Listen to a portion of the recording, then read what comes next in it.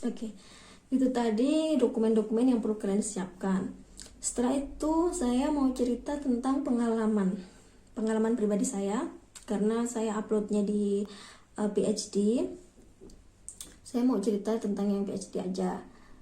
Awalnya memang yang paling penting menurut saya, karena ini di kasus saya, pengalaman saya, yang paling penting itu adalah supervisor.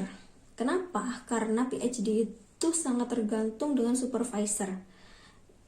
Ini merupakan seperti kayak pembimbing, seperti kayak kalau di keluarga ini adalah orang tua kamu gitu ya. Di sini juga saya merasa bahwa beliau ini tuh memang seperti ada ikatan, kayak bukan hanya secara akademis konsultasi, tapi juga secara di luar itu. Saya juga konsultasi bersama beliau. Saya punya 2 supervisor, jadi ada supervisor 1 sama co-supervisor. Dan beliau berdua ini sangat baik dan terkadang menanyakan bagaimana kabar saya kalau saya lama gitu ya belum email. Terkadang saya juga bercerita bagaimana kondisi saya sekarang, kalau saya itu pernah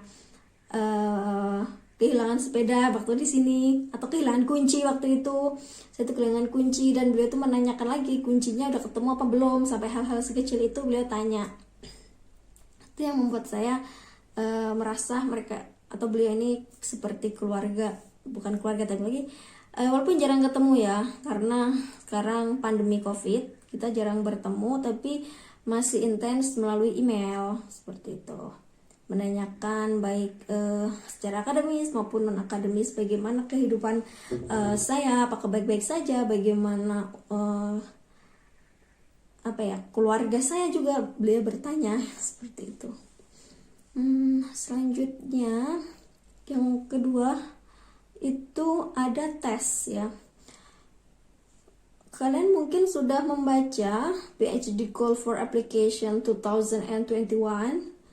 Jadi saya bercerita tentang pengalaman saya saja. Kalian mungkin sudah membaca semua tentang PDF yang sudah disediakan oleh Stipendium Hungarikum. Jadi beasiswa ini bukanya di 16 November 2020 ya, di tahun ini sampai bulan Januari 2021, tanggal 15 Januari. Jadi jangan lupa kalian kalau udah apply ya, nanti disubmit itu. Kalau nggak disubmit ya nggak bakal lolos. Oke, setelah itu ada namanya deadline giving by the sending partner. Jadi sending partner itu siapa? Kalau di sini adalah Kementerian Pendidikan dan Kebudayaan Republik Indonesia. Karena kita warga negara Indonesia, yang bisa melakukan seleksi terhadap berkas kita itu adalah Kemendikbud. Di sini yang menjadi partner atau selektor yang menseleksi itu adalah Dikti ya. Jadi Dikti itu yang menyeleksi berkas kita semua. Jadi kita apply atau application kita yang di Stipendium Hungarikum, di Dream Apply itu kan langsung di Tempus Public Foundation. Tapi kita juga harus mengirim email kepada Dikti seperti itu. Di surat edaran Dikti sudah ada ya guys. Kalian harus mengirimnya ke Dikti juga. Itu sampai bulan Januari. Setelah itu di pertengahan Januari, saya masih ingat nih, ini buku saya catat semua bagaimana proses seleksi saya waktu itu. Saya menunggu sampai dengan bulan Maret. Di bulan Maret ini saya have been nominated by Stipendium Hungarikum and Sending Partner. Jadi saya dinominasi oleh Dikti gitu untuk lolos di tahap selanjutnya. Jadi apa kriteria dari Dikti? Ya saya juga nggak tahu kriterianya apa. Yang penting kalian secara administratif itu sudah melengkapi semua dokumen, apa yang dibutuhkan oleh university yang kalian daftar ya, misalkan saya di University of Szeged, harus dapat supervisor. Saya sudah dapat, harus melampirkan apa namanya, sertifikat bahasa, yes, dilampirkan. Dan sertifikat bahasa itu tergantung dari university kalian mintanya berapa, kayak gitu. Kalau PhD tergantung dari itu juga supervisor kalian, karena itu yang menentukan. Ya minimal B2 di University of Szeged itu B2 di jurusan saya ya. Dan harus, kalau kalian dosen ya, kalian dosen itu harus punya NIDN, nomor induk dosen nasional, kayak gitu. Biasanya Dikti itu akan menyeleksi dosen-dosen yang punya NIDN. Setelah itu dosen yang sesuai kualifikasinya yang dibutuhkan saat ini oleh Indonesia, kayak gitu. Dan yang juga menjadi bagian kerjasama antara Hungari dan juga Indonesia.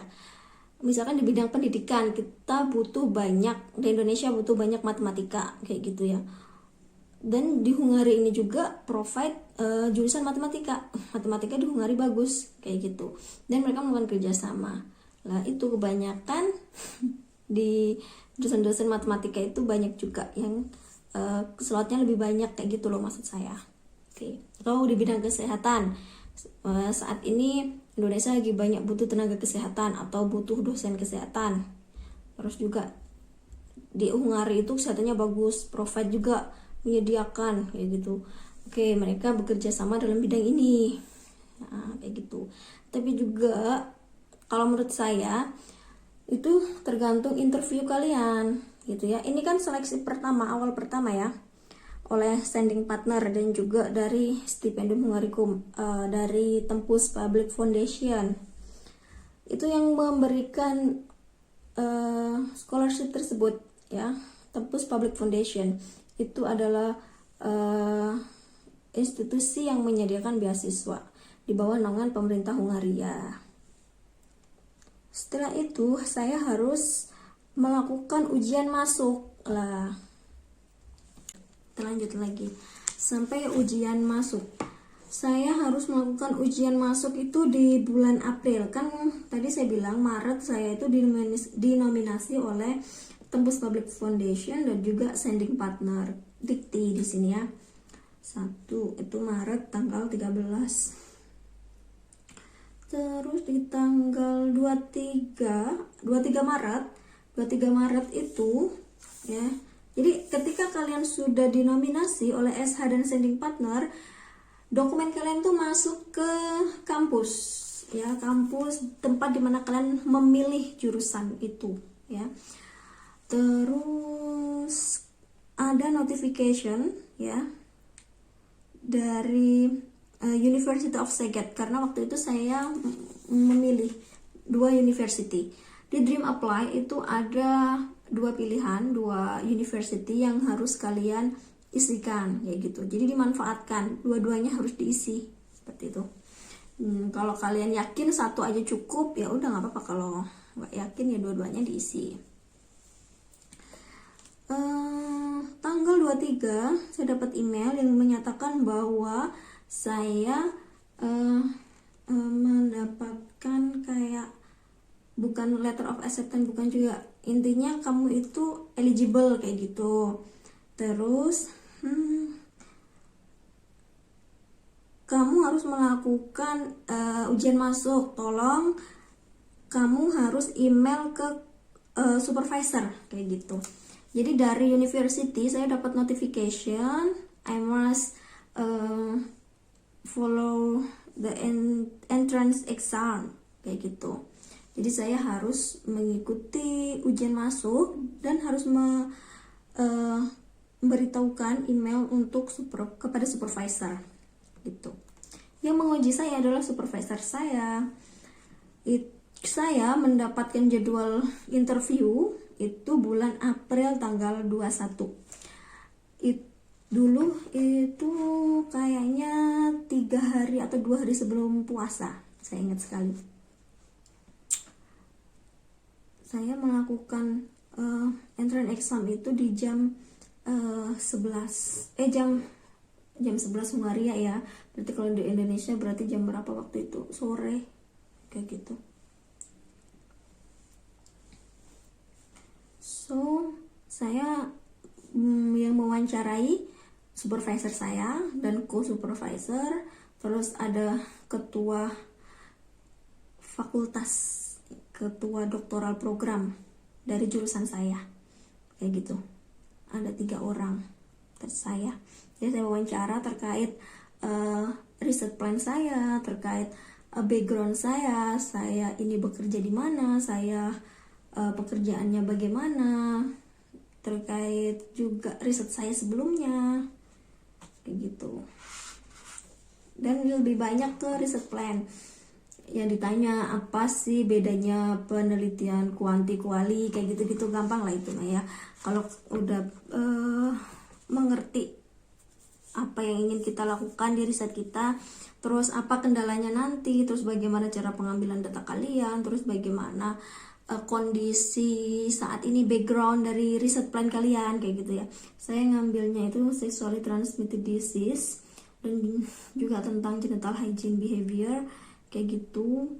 Jadi saya ditanya backgroundnya dari penelitian saya, terus di mana atau bagaimana kondisi di Indonesia tentang sexually transmitted disease kayak gitu.